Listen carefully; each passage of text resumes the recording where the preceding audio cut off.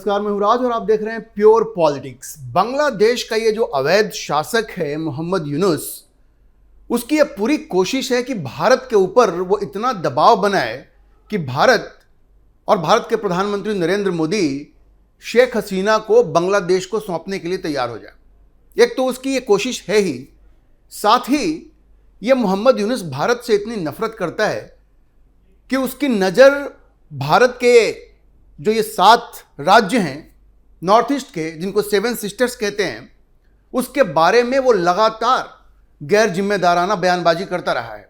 आपको याद होगा जब वो चीन गया था तो वहाँ जाकर के उसने चीन को कहा था कि आपको अपना प्रभाव भारत के नॉर्थ ईस्टर्न स्टेट्स में, पूर्वोत्तर के राज्यों में बढ़ाना चाहिए, क्योंकि अगर इन 7 राज्यों में चीन का प्रभाव बढ़ता है तो भारत कमज़ोर होगा। क्योंकि ये जो 7 राज्य हैं वो भारत से अलग हैं। मतलब इस तरह की बयानबाजी मोहम्मद यूनुस ने जाकर के चीन में की थी। भारत को तोड़ने की उसकी मंशा आज की नहीं है, ये मंशा उसकी बड़ी पुरानी है और इसकी नफरत भारत के लिए जो है वो बार बार इसकी झलक वो देता रहता है। तो चीन में जब वो गया था तो उसने इस तरह की बयानबाजी की थी और भारत ने उसकी बड़ी क्लास लगाई थी और बाद में उसको क्लैरिफिकेशन देना पड़ा था कि नहीं, हमने कुछ ऐसी बात नहीं कही कि भारत की एकता और अखंडता पे हमने कोई टिप्पणी नहीं की, लेकिन मैसेज तो मिल गया था। और देखिए, यह मोहम्मद यूनुस जो इस तरह की बयानबाजी करता रहता है वो जानबूझ के ऐसा करता है और उसकी देखा देखी वहां पे बहुत सारे ऐसे एलिमेंट्स हैं, खास करके ये जो जिहादी तत्व हैं वहां पे एलिमेंट्स हैं, वो इस तरह की बयानबाजी करते रहते हैं। अब देखिए, यूनुस ने तो इस तरह की बात कर दी और ऐसे तत्वों को, ऐसे एलिमेंट्स को वो बढ़ावा देता रहता है बांग्लादेश में। आपको पता है जब से मोहम्मद यूनुस आया है वहाँ पे जितने जिहादी तत्व हैं, चाहे जमाते इस्लामी हो, चाहे इस तरह के जो रेडिकल इस्लामिस्ट हैं, ये सब वहाँ पे अपनी मनमानी कर रहे हैं। उसी तरह का एक शख्स है जिसका नाम है शरीफ ओस्मान हादी।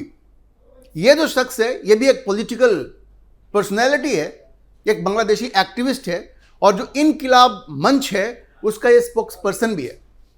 यूनुस से जो उसको शह मिला उसके बाद उसने क्या किया, उसने एक मैप रिलीज किया ग्रेटर बांग्लादेश का और उस ग्रेटर बांग्लादेश में उसने भारत की ये जो 7 सिस्टर्स हैं, जो पूर्वोत्तर के जो 7 राज्य हैं, उनको भी शामिल किया और कहा कि वो ग्रेटर बांग्लादेश बनाएगा। ऐसे लोगों को किसने शह दिया? ऐसे लोगों को मोहम्मद यूनुस ने ही शह दिया। लेकिन ये लोग इस बात को भूल गए कि अगर वो भारत की एकता और अखंडता को इस तरह से चुनौती देंगे तो फिर उनके लिए भी मुश्किलें खड़ी होंगी। अब देखिए हुआ क्या कि ये जो शरीफ ओस्मान हादी है, इसके ऊपर हमला हो जाता है। 2 बाइक पे सवार लोग जो अननोन है, जिनके बारे में कोई जानकारी नहीं है, वो इसके ऊपर गोली चला देते हैं और ये बुरी तरह से घायल है। अभी ये मरा नहीं है लेकिन बच पाएगा इसमें संदेह ही है। जैसे पाकिस्तान में वो होता था ना कि अननोन गनमैन है, उन्होंने आकर के और भारत के बहुत सारे दुश्मनों को ठिकाने लगाया वहाँ पे, लेकिन किसी को मालूम नहीं है, भारत सरकार कभी मानती नहीं है कि भारत सरकार ने ऐसा कुछ किया है। बांग्लादेश में ये जो शरीफ ओस्मान हादी है, इसके ऊपर भी ऐसा ही हमला हुआ और ये बचेगा कि नहीं बचेगा, ज़्यादा संभावना इसी बात की है कि वो बचेगा नहीं। अब बांग्लादेश को ऐसा लगता है कि जैसे भारत ने पाकिस्तान में ये अननोन गनमैन का सहारा लेकर के वहाँ भारत के दुश्मनों को ठिकाने लगाया है, उसी तरह से शरीफ ओस्मान हादी को भी भारत ने ही ठिकाने लगाया है। और अब ये जो यूनुस सरकार है वो भारत से ये कह रही है कि भाई ये जो ओस्मान हादी है, इसके जो हत्यारे हैं उनको पकड़ने में आप हमारी मदद कीजिए। भारत कहता है भाई हम क्यों मदद करें, हमारा कोई लेना देना ही नहीं है। विदेश मंत्रालय ने बड़ा स्पष्ट कर दिया है कि भाई इस केस से हमारा कोई संबंध नहीं है, हमारा कोई मतलब ही नहीं है। अब देखिए, बांग्लादेश जिस तरह का दबाव बनाने की कोशिश कर रहा है, अब ये रविवार को भारत के हाई कमिश्नर को वहां बांग्लादेश की सरकार ने सम्मन किया और 2 बातें कही। पहली बात तो कही कि शेख हसीना को हमारे हवाले करो, क्योंकि वो भारत में बैठ करके बांग्लादेश के खिलाफ गतिविधियां चला रही हैं, तो हमें शेख हसीना चाहिए। पहली मांग तो ये थी। और दूसरी मांग ये थी कि ये जो हादी है, ये जिसने ग्रेटर बांग्लादेश का मैप बनाया था और भारत के इन 7 राज्यों को उसमें शामिल करके ग्रेटर बांग्लादेश बनाने की बात कही थी, इसके ऊपर जो हमला हुआ है और ये जो मौत के बिल्कुल कगार पे खड़ा है, वो बचेगा इसकी संभावना बहुत कम है, जैसा मैंने आपको बताया। तो कहा कि इस पे जिसने हमला किया है उसको पकड़ने में हमारी मदद करो। अब भारत ने, अब सोचिए ये यूनुस का मन कितना बढ़ा हुआ है। एक तो उसने कहा कि हमें शेख हसीना को हमारे हवाले करो, भारत के विदेश मंत्री जयशंकर ने कई बार इसको स्पष्ट किया है कि भाई शेख हसीना भारत की मेहमान है, वो भारत में है, जब तक चाहे वो रह सकते हैं। डॉक्टर जयशंकर ने कई बार इस बात को कहा है। और आप अगर इस तरह से किसी की अनुपस्थिति में उसके खिलाफ एक ट्रिब्यूनल बनाते हैं और आप उसको सजाए मौत दे देते हैं, तो वो भारत उसको मानने वाला नहीं है, क्योंकि वो सारे स्टेक होल्डर से बात करेगा, तब कोई देखा जाएगा। जो ट्रीटी भी है भारत और बांग्लादेश के बीच में ऐसे प्रत्यर्पण के लिए, उसमें भी बहुत सारे ऐसे लूप होल्स हैं और ऐसे उसमें ऑप्शंस दिए गए हैं कि अगर ये पॉलिटिकल इन नेचर है या बदले की भावना से ऐसी कोई सजा दी गई है तो भारत इनकार कर सकता है। भारत कह सकता है कि हम आपको नहीं सौंपेंगे। तो बिल्कुल पॉलिटिकल मामला है भाई। आपने किसी को सजाए मौत दे दी, आपने उसकी बात ही नहीं सुनी।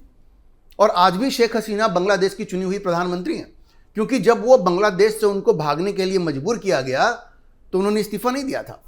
तो इन दोनों मांग को भारत ने रिजेक्ट कर दिया है। कहा कि भाई शेख हसीना को तो हम आपके हवाले कर नहीं सकते, और दूसरे ये जो हादी के ऊपर ये जो हमला हुआ उससे हमारा कोई लेना देना नहीं है। अच्छा देखिए, ये जो मोहम्मद यूनुस है, ये भारत के खिलाफ खुद तो बयानबाजी इसने की ही, भारत के नॉर्थ ईस्टर्न स्टेट्स के बारे में, वो भी चीन में जाकर के किया। और उसकी देखा देखी इन सारे लोगों ने, जो जिहादी तत्व हैं वहाँ पे, एक तो मैंने हादी का आपको बताया जिसको कि अननोन गनमैन ने उसके ऊपर गोली चलाई और अभी वो बिल्कुल मरने के कगार पे है, लेकिन वो सुधरे नहीं है। अभी सोमवार को एक नेशनल सिटीजन पार्टी है, छात्रों की पार्टी है, उसका एक नेता, यही छात्र हैं जो कि बांग्लादेश में ये हिंसा करके, सड़कों पे उत्पात मचा के, आगजनी करके उन्होंने शेख हसीना को बांग्लादेश छोड़ने के लिए मजबूर किया था। अब सोमवार को ये जो नेशनल सिटीजन पार्टी है उसका एक नेता है हसनत अब्दुल्ला। अब उसने एक बार फिर से पूर्वोत्तर राज्यों के, भारत के पूर्वोत्तर राज्यों के बारे में टिप्पणी की है और यह कहा है कि पूर्वोत्तर, ये जो 7 सिस्टर्स हैं, उनको वो भारत से अलग कर देगा। वो उनको भारत से अलग कर देगा, भारत के टुकड़े कर देगा, अगर जो बांग्लादेश के जो रिफ्यूजी हैं, मतलब उसका इशारा शेख हसीना की तरफ था कि अगर शेख हसीना को नहीं लौटाया गया तो बांग्लादेश जो है वो भारत के ये जो 7 राज्य हैं उनको भारत से अलग करेगा। उसका ये कहना है कि भाई जो ये 7 राज्य हैं उनके जो सेपरेटिस्ट हैं उनको भी हम बांग्लादेश में शह देंगे। तो कोई नई बात है क्या? बांग्लादेश तो उन सारे लोगों को, उन सारे आतंकियों को शह देता रहा है जो भारत में आतंकी गतिविधियों में लिप्त रहे। कोई नई बात है क्या? और इनको लगता है कि इस तरह की धमकी देने से भारत डर जाएगा? ये तो बिल्कुल डरने वाली बात है ही नहीं। मोहम्मद यूनुस को बिल्कुल ये समझ में नहीं आ रहा है कि वो भारत पे किस तरह से दबाव बनाए, भारत को किस तरह से डराए धमकाए। अगर वो ये सोचता है कि वो प्रधानमंत्री मोदी को इस तरह की हरकतों से डरा पाएगा, धमका पाएगा, तो सोचिए कितना बेवकूफ़ आदमी है। मतलब जो आदमी डोनाल्ड ट्रंप से नहीं डरा, वो ये मोहम्मद यूनुस से डर जाएगा। आप सोचिए किस तरह की बेवकूफ़ाना हरकत वो कर रहा है। अच्छा, जैसा मैंने आपको कहा, चूंकि यूनुस वहाँ पे बैठा हुआ है, भारत के प्रति हमेशा इस तरह की बातें करता रहता है, भारत की एकता और अखंडता को चुनौती देता रहता है। अभी कुछ समय पहले, इस महीने के शुरुआत में ही, वहाँ का एक फॉर्मर रिटायर्ड आर्मी जनरल है, उसने क्या कहा मालूम है आपको? उसने कहा कि बांग्लादेश में पूरी तरह से शांति तब तक नहीं आएगी जब तक भारत को टुकड़े टुकड़े में विभाजित नहीं कर दिया जाएगा। सोचिए, ये बांग्लादेश आर्मी जनरल है, ये बेशर्म आदमी ये भूल गया कि बांग्लादेश की आज़ादी के लिए भारत की सेना ने कितना खून बहाया। अगर भारत की सेना नहीं होती और भारत की सेना ने बांग्लादेश का साथ नहीं दिया होता तो क्या बांग्लादेश कभी आज़ाद होता? लेकिन ये आर्मी का बंदा है, ये आर्मी का जो एक रिटायर्ड जनरल है, वो ये कहता है कि ढाका तब तक शांत नहीं बैठेगा, तब तक वहाँ शांति नहीं आएगी जब तक कि भारत के टुकड़े टुकड़े नहीं हो जाएंगे। अब इनका नाम है ब्रिगेडियर जनरल अब्दुल्लाही अमान आजमी। ये फॉर्मर जमात इस्लामी चीफ गुलाम आजम के बेटे हैं और उनका यह कहना है कि भारत बांग्लादेश को हमेशा परेशान करता है, इसलिए हम अब क्या करेंगे, भारत के टुकड़े टुकड़े करेंगे। मतलब इस तरह के बेवकूफ़ लोग वहाँ पे हैं जिनको भारत की ताकत का अंदाज़ा नहीं है। भारत के प्रधानमंत्री उसको क्या सबक सिखा सकते हैं इसका अंदाज़ा उसको नहीं है। और बांग्लादेश की कभी ऐसी हैसियत हो सकती है क्या? अब देखिए, यूनुस की इन्हीं बेवकूफ़ियों की वजह से और इस तरह के बयानबाजियों की वजह से पाकिस्तान भी ऐसा कहता रहता है कि अगली बार अगर युद्ध हुआ तो भारत के ईस्टर्न फ्रंट पे भी वो एक फ्रंट खोल देगा। मतलब वो बांग्लादेश के साथ मिल करके भारत पे आक्रमण करेगा। वो इसलिए ऐसा सोचता है क्योंकि ये यूनुस इस तरह की बयानबाजी करता है। लेकिन आप ये देखिए कि भारत ने बुधवार को बांग्लादेश के हाई कमिश्नर को, जो रियाज हमीदुल्लाह हैं, उनको बुलाया और पहले तो एक बात कही, अभी कुछ दिनों पहले वहाँ जो हाई कमिश्नर हैं अभी उनको भी धमकियाँ दी जा रही हैं। जैसे कनाडा में वहाँ के जो खालिस्तानी आतंकी है उन्होंने भारत के हाई कमिश्नर को कनाडा में धमकी दी, वैसे ही बांग्लादेश में भारत के हाई कमिश्नर को धमकी दी जा रही है, वहाँ के सारे स्टाफ को धमकी दी जा रही है। तो भारत ने बुधवार को बांग्लादेश के हाई कमिश्नर को बुलाया और बहुत ही चेताया कि भाई ये सब ठीक नहीं है, और उनको बता दिया गया है कि भाई अगर ऐसी हरकत करोगे तो ये आपको बहुत महंगा पड़ेगा। ये उनको इशारा कर दिया गया है। अच्छा देखिए, भारत में भी माहौल इसके खिलाफ बन रहा है।